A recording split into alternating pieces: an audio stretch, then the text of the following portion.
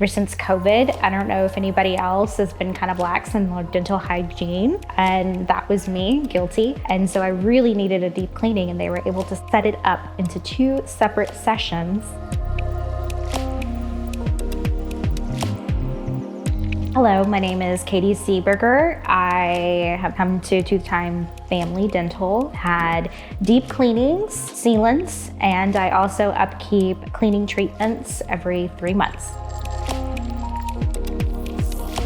I decided to get the treatment done here because it was very welcoming. It was very easy to get this done. We set it up into 2 different sessions to get a deep cleaning done. I know that my teeth are clean. I know that when I run my tongue across my teeth, they're not gritty, they're not grimy. And then I know that when I smile, I can smile with confidence because my teeth are clean.